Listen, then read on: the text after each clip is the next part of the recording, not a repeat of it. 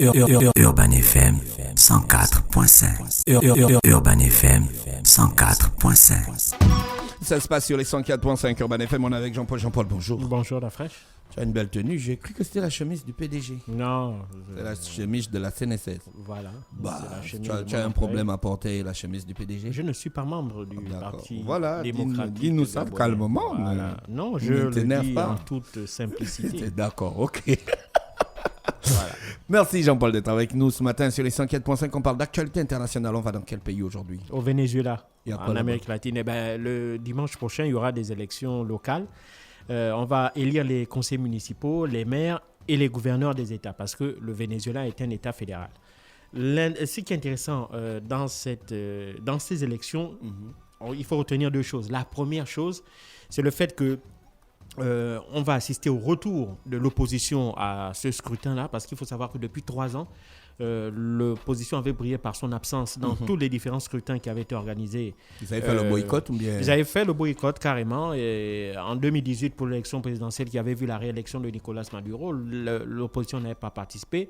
En 2020, donc l'année dernière, pour les élections des députés, donc le renouvellement de l'Assemblée nationale, l'opposition aussi avait boycotté. Et donc, du coup, on a une assemblée, on a une institution, un parlement monocolore.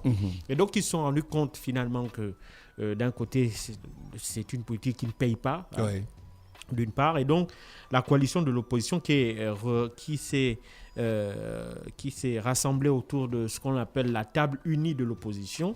Ils avaient même décidé depuis le 31 août dernier, au cours d'une conférence de presse, ils avaient annoncé leur retour dans la scène politique, notamment en participant à ces élections. Et c'est le cas puisque la campagne qui a débuté le 21 octobre dernier a vu notamment les leaders de certains partis de l'opposition déjà battre campagne sur le terrain pour demander le suffrage des Vénézuéliens. Donc ça, c'est la première chose, donc le retour de l'opposition. La deuxième chose, c'est qu'évidemment, ce retour de l'opposition avait été acté après d'âpres négociations qui s'étaient déroulées au Mexique sous la tutelle de la Norvège, parce que sous la médiation de la Norvège.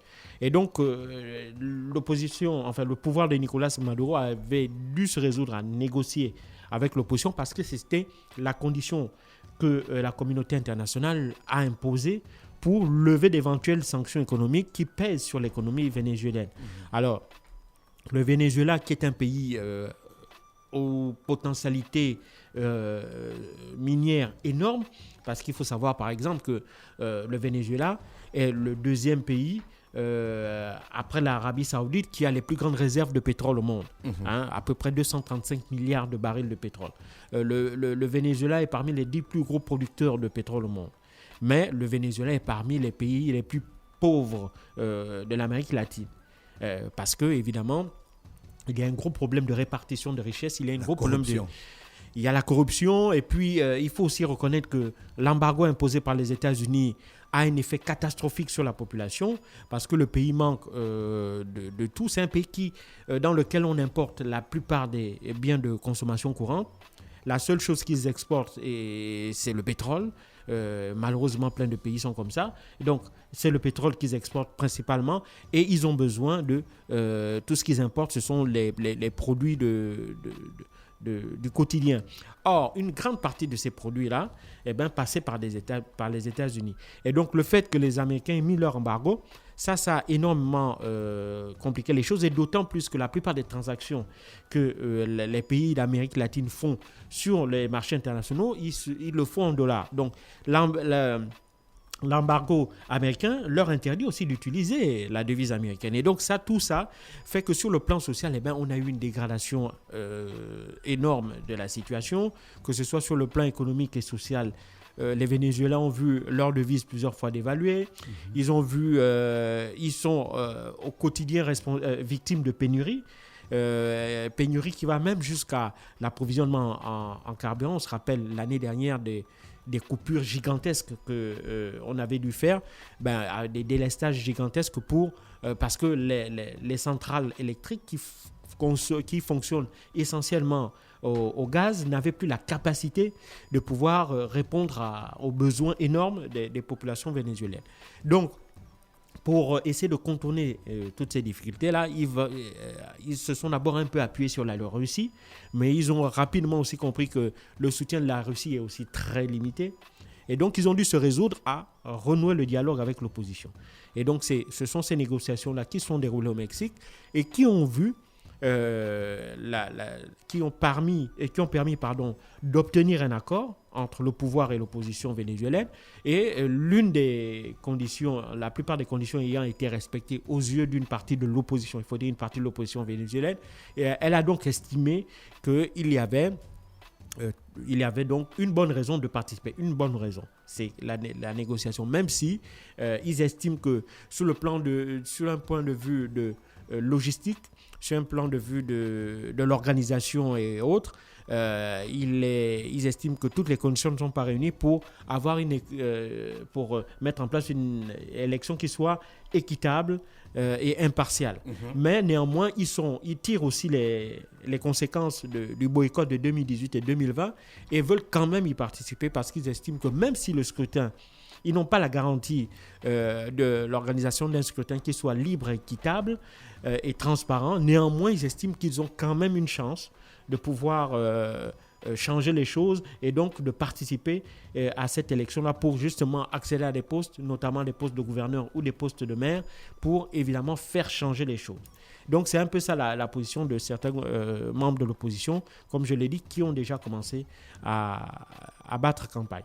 Et puis la dernière chose qu'il faut également reconnaître, c'est que depuis 15 ans, il n'y avait plus d'observateurs étrangers lorsqu'on organisait des élections au Venezuela. Et là, ça aussi, c'est l'une des conséquences des discussions qu'il y a eu à Mexico, c'est qu'on a vu pour la première fois le retour d'observateurs étrangers. On a des observateurs de l'Union européenne, on a des observateurs des Nations Unies, on a des observateurs d'organisations régionales, donc des organisations qui regroupent notamment les pays de l'Amérique du Sud.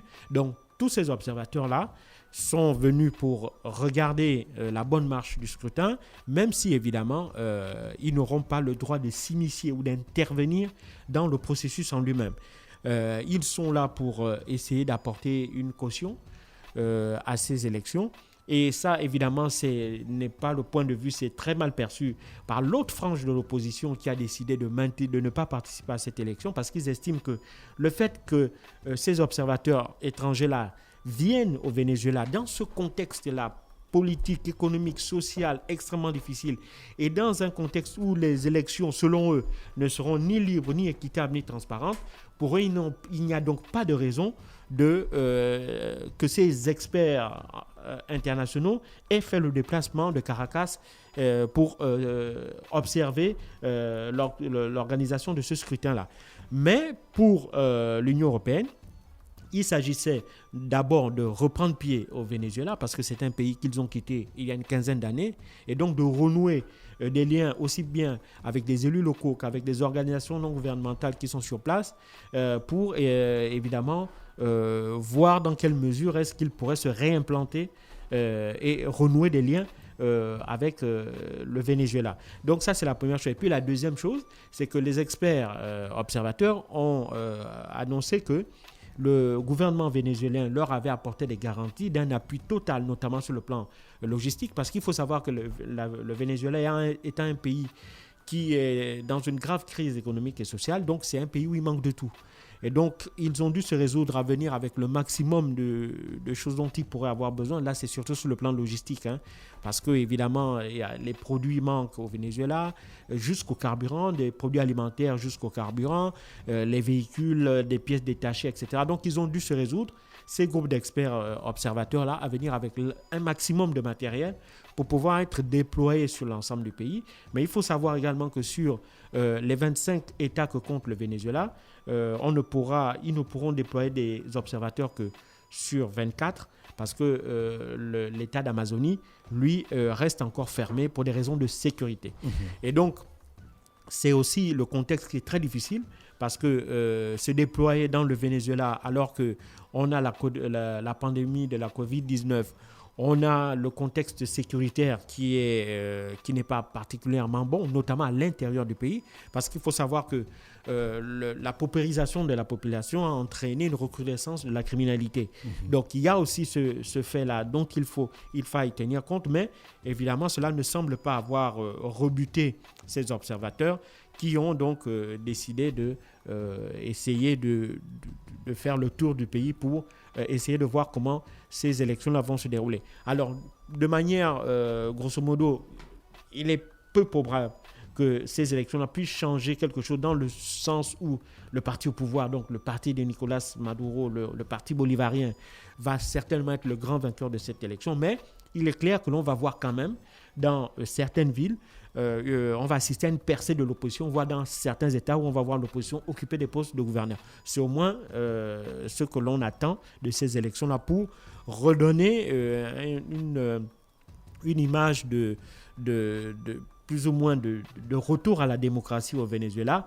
Et c'est ce dont elle a absolument besoin si elle veut absolument faire lever les embargos, l'embargo économique dont les effets sont catastrophiques sur les populations, et si le Venezuela veut renouer avec des relations tout à fait normales avec la communauté internationale. Merci Jean-Paul qui revenait donc sur l'actualité internationale. Nicolás Maduro, là on parle beaucoup de lui quand on parle du Venezuela. Mais c'est le président, c'est normal. D'accord. Merci Jean-Paul avec nous ce matin sur les 104.5 Urban FM, la station Urban. Urban FM 104.5.